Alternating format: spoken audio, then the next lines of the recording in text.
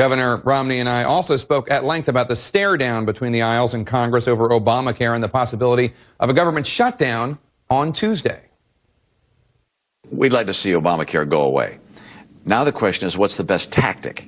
What's the best vehicle to try and make that happen? So my tactic would be different. But that doesn't mean I don't respect and honor the fact that other Republicans are choosing other tactics that they think are effective, because we agree on the objective. The objective is to stop Obamacare because it is going to hurt the American people.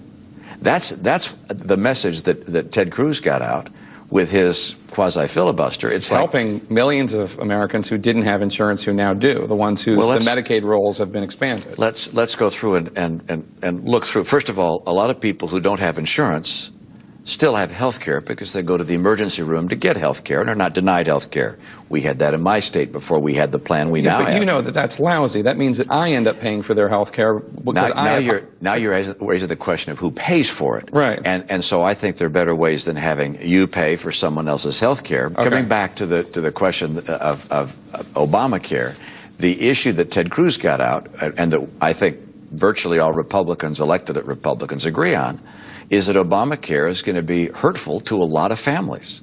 It's going to raise their premiums. In many cases, they're going to lose the insurance that they wanted to have, and they're going to get a new plan they don't particularly like.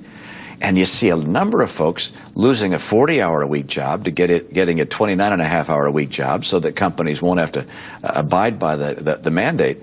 This is going to hurt a lot of American families, and Republicans are saying, hey, we got to stop this. We got to help the American people. How is it different from what you did here, though? This is a state that a lot of people consider to be a model for Obamacare because of the law you passed. How is what's going on here different? Well, there's some wonderful differences. First of all, we don't have in my state people losing jobs, 40-hour-a-week jobs, going down to 29.5-hour-a-week jobs as a result of the bill that we passed.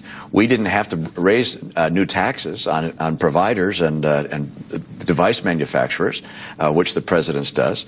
We didn't have the kind of increase that you're seeing in premiums that many families are facing.